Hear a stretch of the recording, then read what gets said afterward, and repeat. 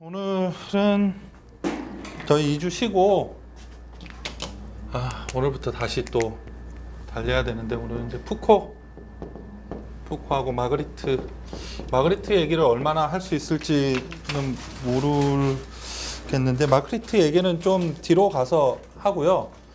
오늘은 푸코 얘기, 그리고 두 번째 시간에 만약에 저기 뭐죠?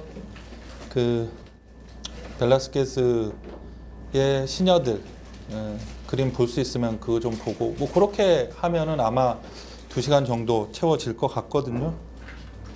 늘 마음은 2시간 안에 하는 건데 별로 그렇게 안 돼서 그 푸코가 마그리트에 대해서 쓴 그 마그리트의 편지를 받고 이제 거기에 대해서 쓴 책이 있어요. 뭐 이것은 파이프가 아니다. 그 옛날에 번역된 김현 선생님 번역하신 책이 있고, 그 오늘은 그거하고 말가사물 얘기를 좀 하겠습니다. 주로 이제 이것은 파이프가 아니다 하고, 얘는 이제 마그리트에 대해서 본격적으로 얘기하는 내용인데요.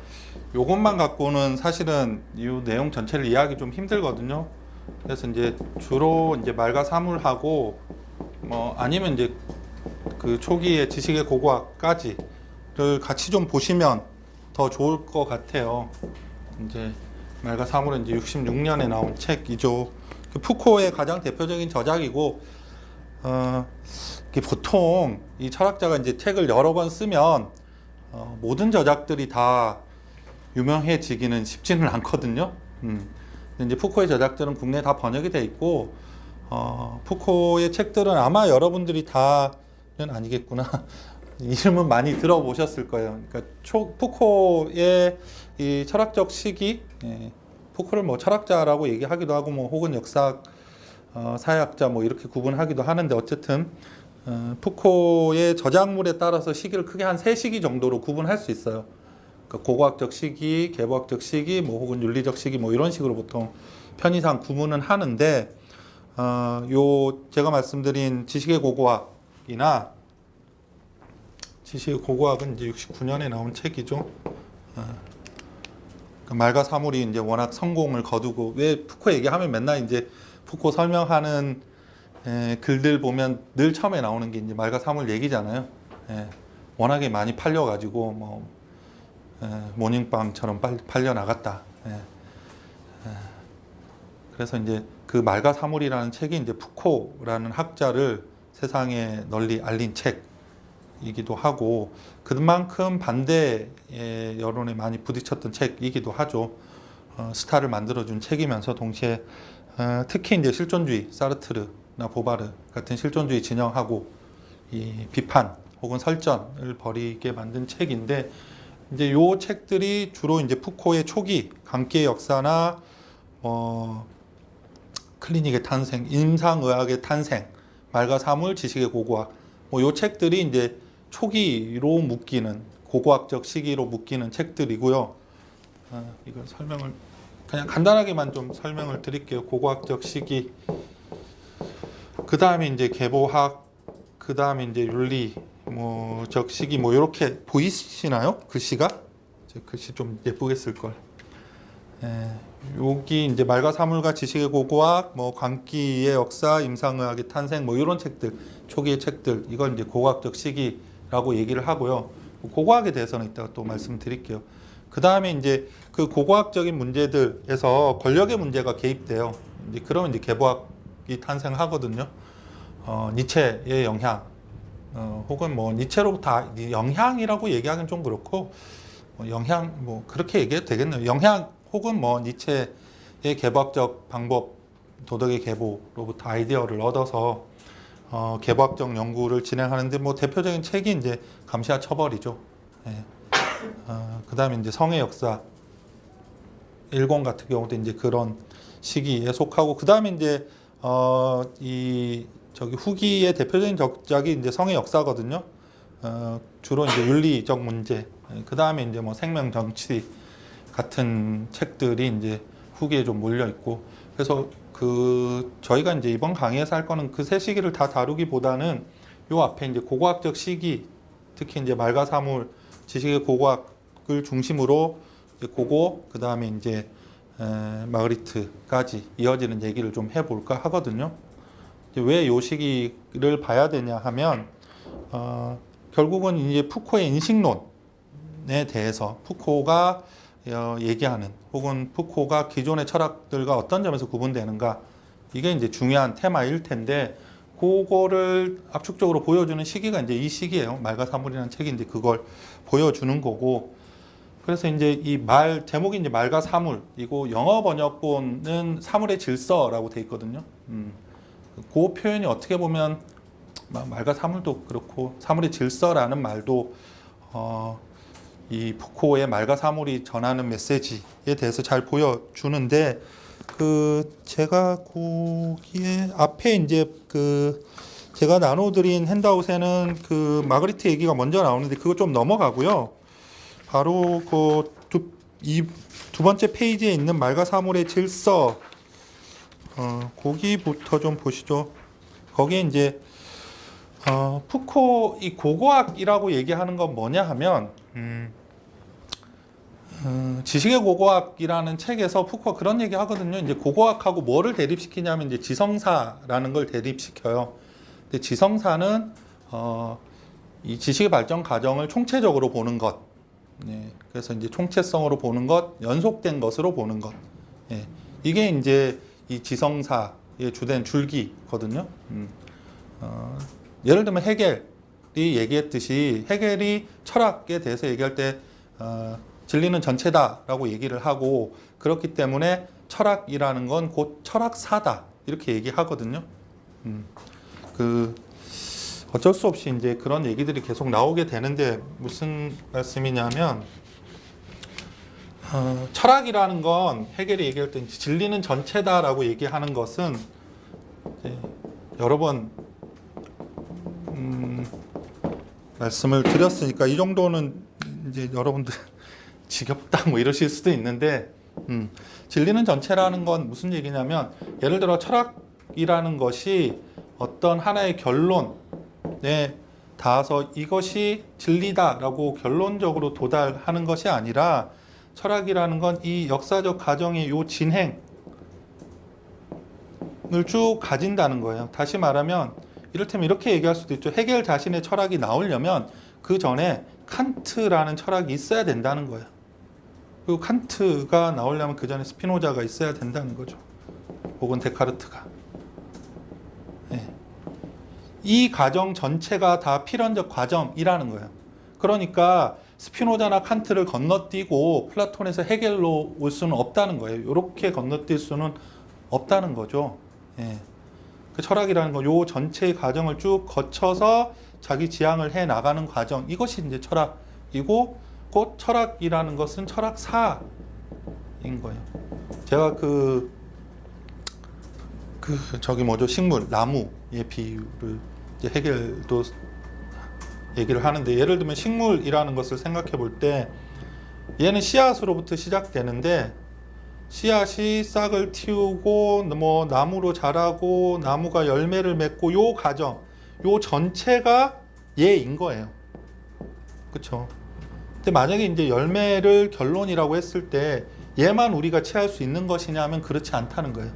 얘가 있기 위해서는 반드시 요 과정이 전체가 다 있어야 되죠. 철학이라는 건 이 과정 전체를 기술하는 거고, 이게 변증법인 거고, 변증법적 지향, 모순을 계속해서 지향해 나가면서, 나중에 다시 얘기하겠지만 어떤 역사를 가지고, 그죠? 변증법적 지향이라는 것은 철학을 무시간적인 상태에서, 다시 말하면 하나의 이 보편적 스피노자를 생각해 보시면 이거는 잘 아실 수 있는데, 스피노자가 사물의 진리에 대해서 얘기할 때 영혼의 상 아래서 이런 말을 하거든요.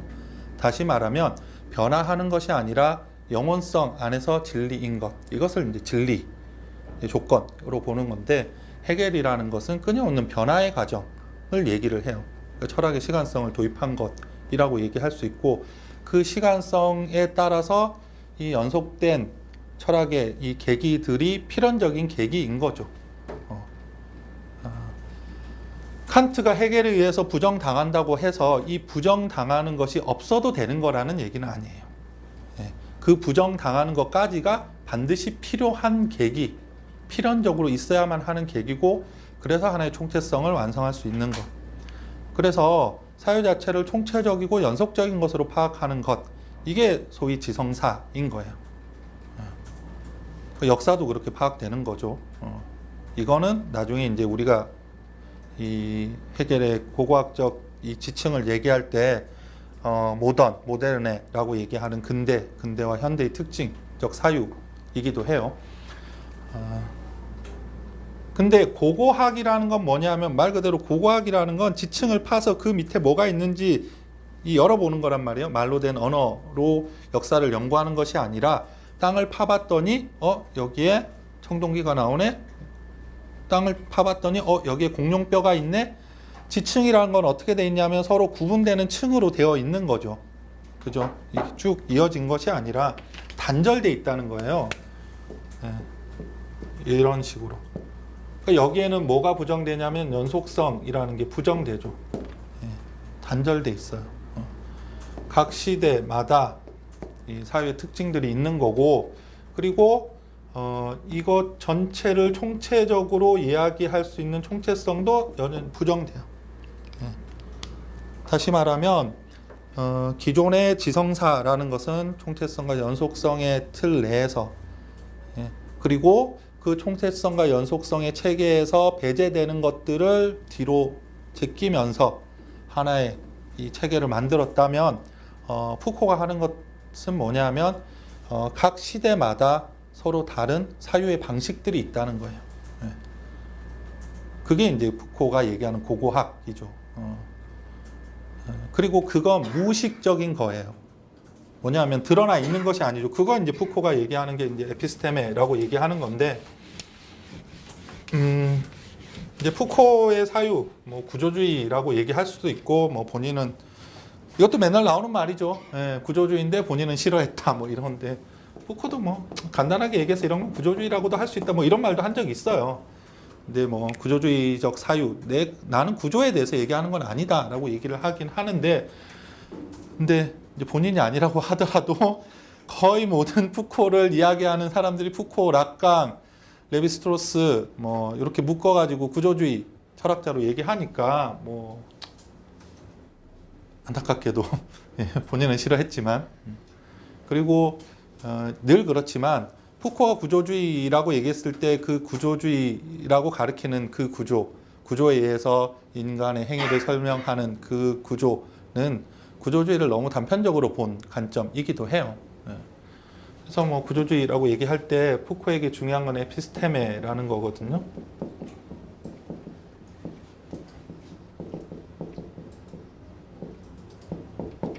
에피스테메인데, 그러니까 이 에피스테메라는 건 원래 이제 플라톤이 썼던 거예요. 그러니까 플라톤이 왜 동굴의 비유를 들잖아요.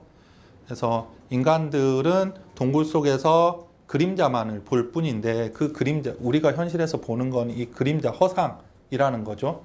그리고 이제 그 그림자로부터 생겨난 인식은 독사라고 해서 억견, 뭐 이렇게 많이 번역되는데 억견인 거죠. 그러니까 제대로 된 사물의 진리를 파악한 것이 아니에요. 우리가 눈으로 보는 건 진짜가 아닌 거죠. 리얼한 게 아닌 거예요. 사물의 본 모습이 아닌 거죠.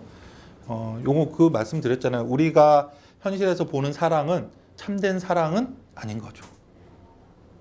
참된 사랑의 이데아는 어디? 마음속에. 농담처럼 말씀드리는데, 그러니까 참된 사랑이라는 건 이데아로서 존재하는 거지 현실에 있는 건 아니란 말이에요. 예를 들어 우리가 왕이라고 했을 때 진짜 왕, 이번에 왕은 왕답지 않아 라고 얘기할 때, 그렇죠? 그 왕다운 것은 현실에 있는 건 아니란 말이에요. 그렇죠? 이 사람들의 이데아, 이상 속에 있는 거죠. 이데아는 그냥 간단하게 그렇게 생각하셔도 돼요. 현실이 가짜라고 얘기하는 건 우리가 눈에 볼 때는 아니 눈으로 보는 게 이게 진짜인데 왜 이걸 가짜라고 하느냐 라고 생각하지 마시고, 진짜인 것은, 참된 것은 변하지 않아야 되고 영속적인 것이어야 되는데, 우리가 보는, 눈앞에 보는 모든 것들은 우연성의 지배를 받는다는 거예요. 현상적인 세계는. 그러니까 이거는 가짜인 거죠. 우리는 그 진짜를 찾아야 되고 결국은 그 진짜를 향해서 가야 되는 거고 우리가 진정한 사랑을 하려면 현실의 사랑이 아니라 그 이상 이데아의 사랑을 따라가야 되는 거죠. 이제 그게 플라톤의 생각인데 그때 그 참된 이데아를 파악한 것 그게 에피스테메예요. 참된 지식이죠. 근데 이제 푸코에게서 에피스테메는 무의식과 같은 거예요. 이거는 표면에 드러나는 것은 아닌 거거든요. 이거는 어떠한 특정한 시대의 사고 방식을 결정짓는 것, 어떻게 사고를 하는가, 어떻게 행동을 하게 되는가, 어떻게 세계를 인식하게 되는가, 다시 말하면 어떻게 사물들의 질서를 배열하는가, 이게 에피스테메인데 요거 자체는 드러나는 건 아니에요. 이거는 숨겨져 있는 거죠. 그러니까 이걸 해석의 대상이라고 얘기하기는 힘들어요. 이거는 해석되는 게 아니에요. 그러니까 무의식에 있다는 것은 이걸 잘 생각해야 되는데 무의식이라고 얘기하는 거는 이제 프로이트의 영향을 받은 거지만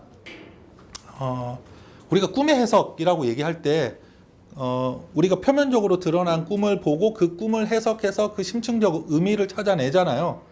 그렇죠? 예. 그래서 그 무의식 속에서 이 꿈으로 보여진 것이 진짜 어떤 의미인지 이게 꿈의 해석인 거죠, 그죠? 예. 그리고 그 꿈 속에 이 겉으로 드러난 것 아래에 있는 심층적인 무의식은 언어처럼 구조화되어 있고 그걸 읽어내는 것 이게 이제 이 정신분석의 작업인데 이때 무의식하고 그 무의식으로서 에피스테메라고 하는 건 달라요. 뭐냐면 이때 푸코의 꿈의 해석은 해석 작업이죠. 그러니까 겉으로 드러난 것이 어떤 의미가 있는지를 해석하는 거거든요. 예. 뭐 쉽게 생각하면 아날로그 그 유비를 얘기할 때 예를 들면 우리가 바니타스 그림 아세요? 바니타스 그림 헛되고 헛되다 모든 것이 헛되도다 라고 하는 그 전도서에 나온 이 바로크 시대에 많이 그렸던 바니타스 그림에 어떤 것들이 있냐면 뭐 거품이라던가 이거 굳이 안 써도 되겠구나. 거품이라던가 꽃이라던가 해골, 모래시계, 다시 말하면 시간의 변화 혹은 잠깐 이 절정을 누리다가 사그라드는 것들, 사라지는 것들 이것들을 그림에 그려놓거든요. 그러면 이제 그렇게 그려진 것들의 의미는 지금 현재 반짝하는 것도 언젠가는 사라지고 죽음을 맞이한다. 그게 메멘토 모리잖아요. 그러니까 죽음을 기억하고 겸손하게 살아라. 예, 까불지 말아라. 모든 것은 다 죽는다. 이게 이제 바니타스 정물이라고 얘기하는 거거든요. 그때 이 그림에 그려진 거품이라던가 꽃이라던가 모래시계, 해골 이런 상징들은 이런 식으로 개 자체로서 의미가 있는 것이 아니라 개의 뒤에 어떤 의미가 있는지가 해석이 돼야 되는 거잖아요. 그죠? 근데 푸코가 얘기하는 에피스테메라고 하는 것은 표면적으로 드러난 것 이면의 심층적인 의미를 해석하는 게 아니라 그 심층적인 의미를 만드는 작용이 어떻게 일어나는지예요. 그러니까 예를 들면 프로이트에게 있어서도 이 무의식적 내용은 해석을 통해서 드러날 수 있는 거지만 에피스테메 자체는 그걸 자체로는 드러나지는 않는 거예요. 예. 제가 말씀 중에 다들 눈빛이 이해가 다시 말하면 어떻게 해서 요 바니타스 정물 있잖아요. 어떻게 해서 이 해석되는 것은 거품이 어떤 의미냐? 거품은 사라지는 것, 소멸하는 것, 그래서 죽음을 기억하라는 것의 의미를 갖고 있다. 이건 해석이죠. 근데 그러면 어떻게 해서 이 거품이라는 것이 죽음의 이미지를 갖게 되었는가? 죽음이라는 내용을 갖게 되었는가? 왜냐하면 거품이라는 것하고 죽음은 실제적으로는 똑같지는 않잖아요. 왜 이 서로 다른 것이 하나로 묶여서 동일한 의미를 가지게 되었는가? 요 과정, 이 둘을 연결시키는 요 과정이 에피스테메인 거예요. 그러니까 이 둘을 연결시키는 방식은 안 드러나 있죠. 우리가 해석하는 것에서는 이것의 의미가 무언지는 드러나지만 에피스테메 자체는 안 드러나 있는 거란 말이에요. 그죠? 예. 땅을 파보면 공룡의 뼈는 나오지만 그죠? 이 공룡의 뼈가 어떤 지층인지, 왜 이 지층에서 공룡의 뼈가 나오는지는 안 나와 있다는 거예요. 푸코가 하는 작업, 고고학적 작업은 그걸 드러내는 작업이에요. 그러니까 같은 무의식이라고 얘기하지만 이제 사실은 이제 그 프로이트의 무의식하고는 다르죠. 그래서 크게 세 시기를 구분해요. 이거에 대해서 이제 크게 르네상스 시기, 이제 푸코가 전 모든 시기를 다 다루는 건 아니거든요. 그래서 이제 16세기부터 르네상스 시기, 그 다음에 이제 17세기 중반 정도부터 18세기 말까지 이어지는 이제 고전주의 시기. 그 다음에 이제 근대. 요렇게 이제 세 시기를 말가사물에서는 다뤄요. 그 말가사물에 그 여러분들 많이 들어보셨겠지만 보레스의 텍스트 인용한 게 나오거든요. 예. 어떤 중국 백과사전에는, 이건 이제 실제로 있는 백과사전은 아니에요. 동물이 어떻게 구분되느냐 하면 그 2페이지 보시면 동물이 황제에게 속하는 것, 향기로운 것, 길들여진 것, 식용 젖먹이 돼지, 그 다음 인어, 신화에 나오는 것, 풀려나 싸돌아다니는 개, 지금의 분류에 포함된 것, 미친 듯이 나부대는 것, 수없이 많은 것, 아주 가느다란 낙타 털 붓으로 그린 것, 기타, 방금 항아리를 깨트린 것, 멀리 파리처럼 보이는 것, 이렇게 분류되어 있다는 거예요. 보레스는 천재인 것 같아. 자, 푸코가 이걸 왜 갖고 왔냐면 이런 분류 방식도 있다는 게 아니에요. 이거는 우리가 이해할 수 있는 분류 방식이 아니라는 거예요. 도대체 어떻게 사물이 이렇게 분류될 수가 있지? 인 거예요. 그죠? 왜냐하면 황제에 속하는 것 나오면 그 다음에 뭐가 나와야 되겠어요? 뭐 황후에게 속하는 것, 신하에게 속하는 것, 일반 백성에게 속하는 것. 이게 우리의 분류 방식인 거죠.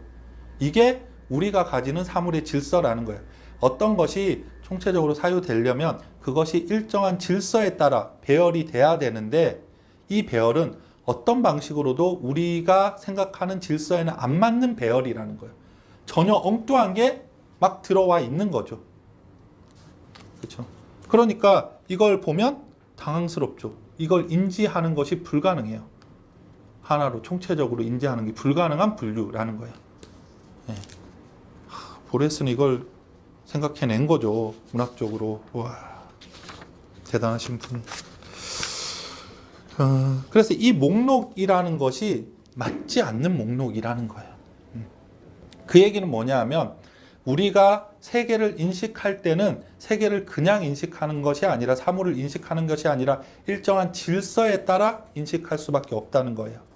푸코가 얘기하는 것은 그게 에피스테메의 작용인 거고, 그렇게 인식을 한다고 했을 때 푸코가 끊임없이 푸코가 뭐 굉장히 문서고를 열심히 뒤지고 도서관에서 엄청 많은 책을 읽고 다 유명하잖아요.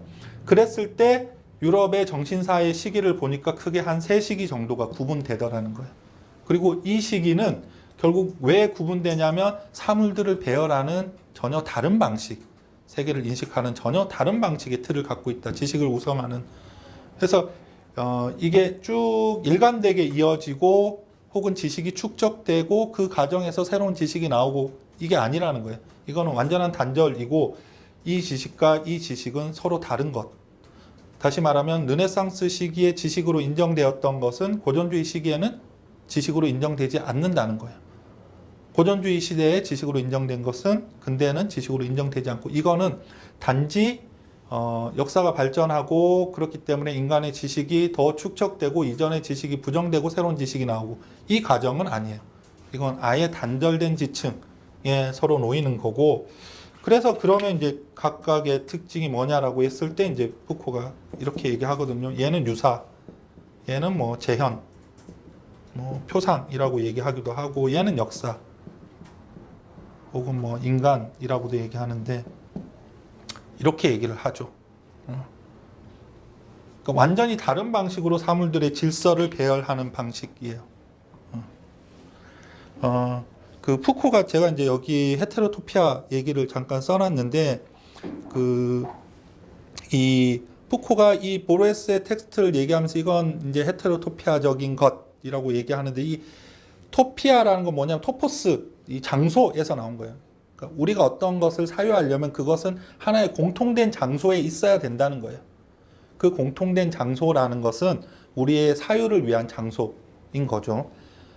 그렇기 때문에 아까 말씀드린 것처럼 분류를 할 때도 황제에게 속한 것, 다음에는 뭐가 나와야 되냐면 황후에게 속한 것, 왕자에게 속한 것, 이게 나와야 돼요.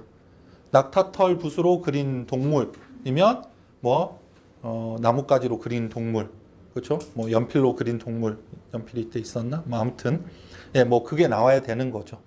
방금 항아리를 캔 동물, 이건 뭐라고 해야 되나? 아무것도 안 깨네? 뭐 이렇게 나와야 되는 거죠. 이게 이제 공통의 장소인 거예요. 하나의 공통의 장소가 있어야 되는데, 그러면 이제 하나의 공통의 장소가 있어야 되는데, 이 보레스의 이 분류에는 공통의 장소가 아닌 서로 다른 장소, 그래서 헤테로라고 얘기하는 거거든요. 그 헤테로토피가 있는 거죠. 그러니까 이 장소는 공통의 사유를 마련할 수 없는 것이에요. 일단 요거 얘기하기 전에 우리가 어떤 사유를 한다는 것이 어떤 것이냐.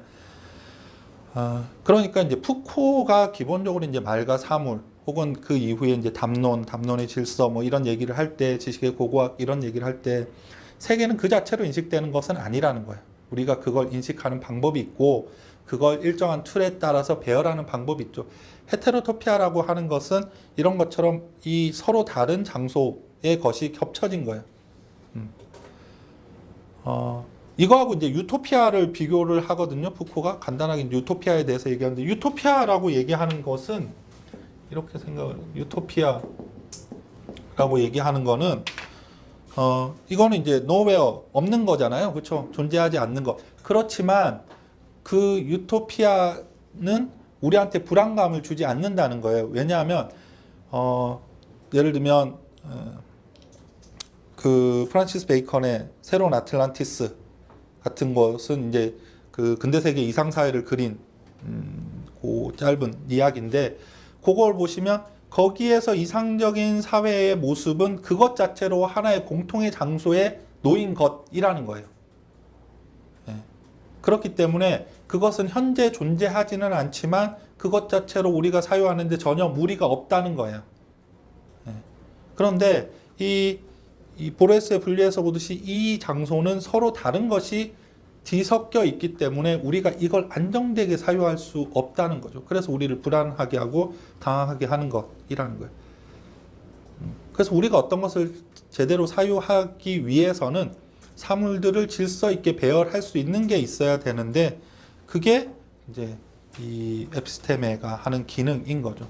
그 나중에 이제 그 헤테로토포스 얘기할 때 요때 얘기하는 건 조금 좀 의미가 좀 확장돼서 많이 얘기하는데, 뭐 그런 것도 그 헤테로토피아에 넣어요. 예를 들면 부모님의 침대, 혹은 숲속의 빈 공터, 이런 것까지, 이불 밑, 뭐 이런 거. 그러니까 다른 공간이 펼쳐지는 곳.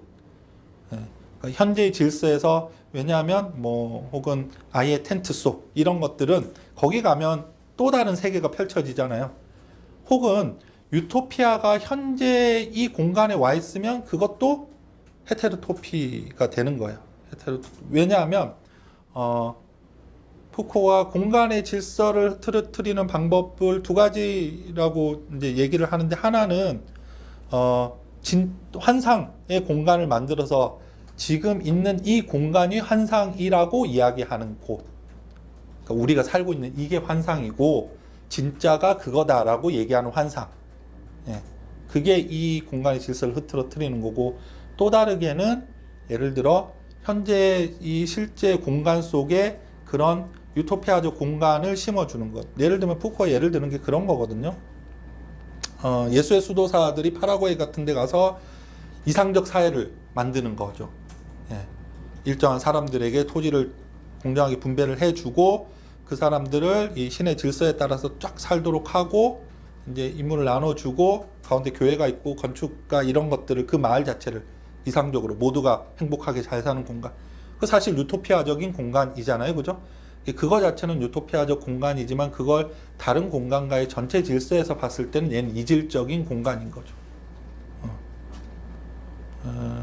이런 게 이제 헤테로토피인데, 그걸 제가 여기서 이제 얘기하는 거는 뭐냐면, 이 공간이라는 거, 사물들이 어떻게 우리에게 이질적으로 여겨지지 않고 하나의 공통된 질서 안에 파악되는가. 그러면 이제 그것과 반대되는 것. 그래서 이제 이 보레스의 질서를 얘기하는 건데, 크게 이제 요 세 가지 시기로 구분을 해요.